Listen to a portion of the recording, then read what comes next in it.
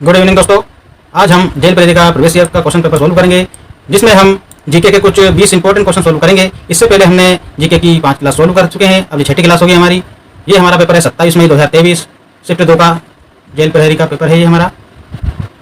तो हम स्टार्ट करेंगे। तो आइए हम स्टार्ट करते हैं। हमारे चैनल पर यदि आप तैयारी करना चाहते हैं तो इसे आप सब्सक्राइब करें, ताकि एजुकेशन से संबंधित वीडियो आपको प्राप्त हो सके। तो आइए हम स्टार्ट करते हैं। जीके का पहला क्वेश्चन है हमारा, 29 मार्च 2022 को इन दो राज्यों के बीच सीमा समझौते पर हस्ताक्षर किए गए? ए असम और मेघालय, बी असम और अरुणाचल प्रदेश, सी नागालैंड और मणिपुर, डी सिक्किम और पश्चिम बंगाल। तो इसका आंसर है हमारा ए असम और मेघालय। असम और मेघालय।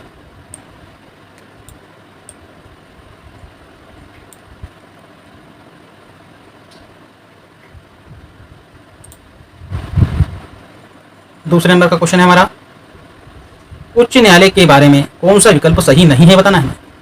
जो उच्च न्यायालय है उसके बारे में कौन सा विकल्प सही नहीं है बताना है। गलत विकल्प हमें बताना है, सही जो नहीं है वो बताना है। ए अनुच्छेद 214 से 231 उच्च न्यायालय के बारे में बात करते हैं, ये तो सत्य है। बी उच्च न्यायालय से संबंधित भाग 6, ये भी सही है। 7वें संवैधानिक संशोधन ने संसद को 2 या अधिक राज्य के लिए एकल उच्च न्यायालय स्थापित करने के लिए एकीकृत किया। डी संसद के पास केंद्र शासित प्रदेश से किसी भी उच्च न्यायालय के अधिकार क्षेत्र को बढ़ाने या बाहर करने की शक्ति नहीं है। डी इसका आंसर हो जाएगा हमारा, संसद के पास केंद्र शासित प्रदेश से किसी भी उच्च न्यायालय के अधिकार क्षेत्र को बढ़ाने या बाहर करने की शक्ति नहीं है। तीसरे नंबर का प्रश्न है हमारा, किसे भारत का स्मोक सिटी कहा जाता है? स्मोक सिटी किसे कहा जाता है, ये हमें बताना है। किसे भारत का स्मोक सिटी कहा जाता है? Smoke city. A Delhi, B Mumbai, C Kolkata, D Kanpur. तो इसका आंसर है हमारा सी कोलकाता। इसे स्मोक सिटी कहा जाता है।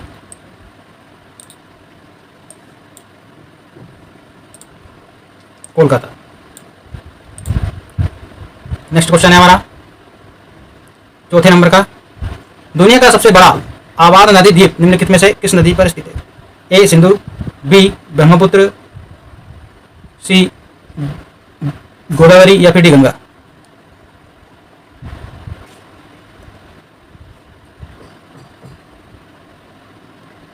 तो इसका आंसर हो जाएगा हमारा बी ब्रह्मपुत्र।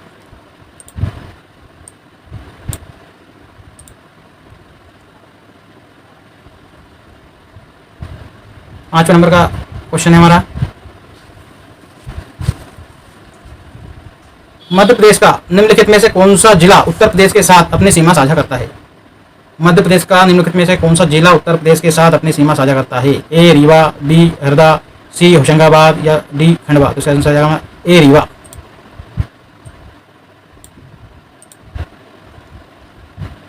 छठे नंबर का प्रश्न है हमारा, मध्य प्रदेश में पातालकोट की लगभग 90% आबादी है। पातालकोट की 90% आबादी है। ए सहरिया है, बी भारिया, सी मुस्लिम, डी सिख। तो इसका आंसर है हमारा बी भारिया।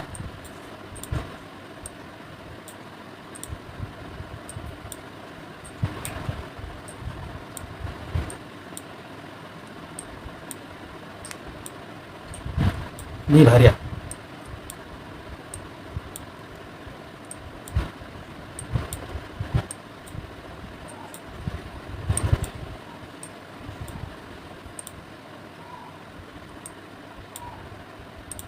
अगला क्वेश्चन है हमारा 7वें नंबर का, निम्नलिखित कथनों पर विचार कीजिए। संविधान के अनुच्छेद 323 के अनुसार संघ लोक सेवा आयोग प्रति वर्ष अपनी रिपोर्ट प्रस्तुत करेगा। संघ लोक सेवा आयोग प्रति वर्ष अपनी रिपोर्ट केंद्रीय मंत्रिमंडल को देता है। उपयुक्त में से कौन सा कथन आ सकते हैं, ये बताना है। दो कथन देते हैं, तो आ सकते कथन बताना है। ए केवल एक, केवल दो, सी एक और दो दोनों, या फिर डी ना तो एक ना तो दो। तो इसका आंसर है बी केवल दो, यानी कि दो क्या बोल रहा है कथन, ये वाला कथन सत्य रहेगा। संघ लोक सेवा आयोग प्रति वर्ष अपनी रिपोर्ट केंद्रीय मंत्रिमंडल को देता है। जो संघ लोक सेवा आयोग जो होता है प्रति वर्ष अपनी रिपोर्ट केंद्रीय मंत्रिमंडल को देता है। केवल दो सही है। 8वें नंबर का क्वेश्चन है हमारा, अनुसूचित जाति, अनुसूचित जातियों तथा जनजातियों के लिए, अनुसूचित जातियों तथा अनुसूचित जनजातियों के लिए भारत सरकार द्वारा उठाए गए कदमों में से संदर्भ से असत्य कथन कौन सा? असत्य कथन हमें बताना है। वर्ष 1978 में सरकार ने SC/ST के लिए गैर संविधान बहु संसदीय आयोग की स्थापना की। बी 1987 में राष्ट्रीय अनुसूचित जाति जनजाति आयोग के रूप में नाम परिवर्तन किया गया। सी 89वें संविधान संशोधन अधिनियम 1990 द्वारा सदस्य राष्ट्रीय अनुसूचित जाति अनुसूचित जनजाति आयोग की स्थापना की गई। डी वर्तमान में राष्ट्रीय अनुसूचित जाति तथा अनुसूचित जनजाति आयोग के दोनों पृथक संवैधानिक निकाय है। तो इसका आंसर हो जाएगा हमारा सी 89वें संविधान संशोधन अधिनियम 1990 के द्वारा बहुसदस्य राष्ट्रीय अनुसूचित जाति तथा जनजाति उपयोग की स्थापना की गई। सी वाला इसका आंसर सही हो जाएगा।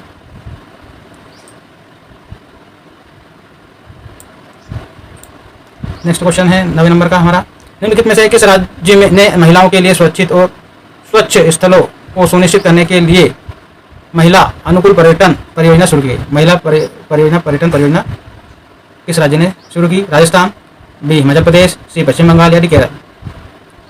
महिला अनुकूल पर्यटन परियोजना शुरू की गई है केरल राज्य ने की। नेक्स्ट क्वेश्चन है हमारा 10वें नंबर का, निम्नलिखित में से किस देश ने 1994 में IAEA की सदस्यता वापस ले ली थी? ए उत्तर कोरिया ने, बी भारत ने, सी कंबोडिया ने या फिर डी ओमान? तो इसका आंसर हो जाएगा हमारा ए उत्तर कोरिया ने।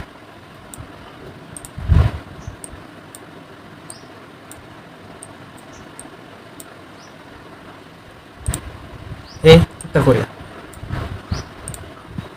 11वें नंबर का प्रश्न हमारा, निम्नलिखित में से कौन विश्व बैंक के वर्तमान CFO और MD है? CFO और MD है। A David Malpass, B Anshula Kant, C Arundhati Bhattacharya, D Arun Kumar? इसका आंसर होगा अंशुल कांत। 12वें नंबर का प्रश्न है हमारा, अंतर्राष्ट्रीय मुद्रा कोष IMF की पहली महिला मुख्य अर्थशास्त्री कौन बनी? A Emi Nakamura, B Christine Lagarde, C Gita Gopinath, D Tulsi Gabbard? तो इसका आंसर हमारा सी गीता गोपीनाथ। 13वें नंबर का क्वेश्चन है हमारा, निम्नलिखित में से किस हिंदुस्तानी शास्त्रीय गायक को मध्य प्रदेश सरकार द्वारा कालिदास सम्मान 2022 से सम्मानित किया गया? ए पंडित अभय नारायण मितक, बी पंडित भजन सोपोरी, सी पंडित एवं वेंकटेश कुमार, डी ध्रुव मिस्त्री? इसका आंसर हो जाएगा हमारा पंडित एवं वेंकटेश कुमार। पंडित एम वेंकटेश कुमार। 14 नंबर का क्वेश्चन है हमारा, किस शहर में भारत का पहला उड़ी मुद्रित डाकघर होगा? ए पुणे, बी हैदराबाद, सी बेंगलोर, डी कोलकाता? तो इसका आंसर हो जाएगा हमारा सी बेंगलोर। 15वें नंबर का क्वेश्चन है हमारा, पारंपरिक के संगीत में ठुमरी और अन्य गीत रूप होते हैं और आवश्यक संगीत वाद्य यंत्र तबला, पखावज और सारंगी है। ए यक्षगान, बी कथक, सी मणिपुरी या फिर ओडिसी? यह है कथक। इसका आंसर हमारा कथक। 16वें नंबर का क्वेश्चन है हमारा, 17वीं शताब्दी में कथकली या कहानी नाटक ने दक्षिण भारत में आकार लिया?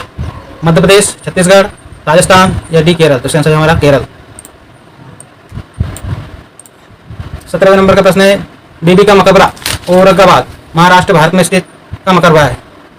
दिलर्स बानो बेगम, बी मेहरुत्रिशा बेगम, सी आबिदा बेगम, डी रानी लक्ष्मीबाई? तो इसका आंसर है हमारा ए दिलरस बेगम। दिलरस बेगम, बानो बेगम। 18वें नंबर का क्वेश्चन है हमारा, निम्नलिखित में से कौन सा भारत में सर्वोच्च नागरिक पुरस्कार है? सर्वोच्च नागरिक पुरस्कार हमें बताना है कौन सा है? द्रोणाचार्य पुरस्कार है, पद्म भूषण है, पद्म विभूषण है या फिर डी भारत रत्न है? तो इसका आंसर हो जाएगा हमारा सर्वश्रेष्ठ हमें बताना है, सर्वश्रेष्ठ नागरिक पुरस्कार ये है हमारा भारत रत्न। ये भारत रत्न जो अवार्ड जो होता है, भारत रत्न पुरस्कार, ये सर्वोच्च नागरिक को मिलता है जिसने अपने जीवन में कुछ उपलब्धि हासिल की हो। ऐसे जो पर्सनालिटी होती है उन्हें भारत रत्न से नवाजा जाता है। ऐसे कुछ ही लोग होते हैं जो कि भारत रत्न जिन्हें दिया जाता है। तो आइए हम अगला क्वेश्चन देखते हैं। 19 नंबर का क्वेश्चन है, संविधान के किस भाग को भारत के मैग्रो कार्टा के रूप में वर्णित किया गया है? ए भाग 3, बी भाग 5, सी भाग 4, बी भाग 6 या भी डी भाग 4। तो इसका आंसर होगा हमारा ए भाग 3।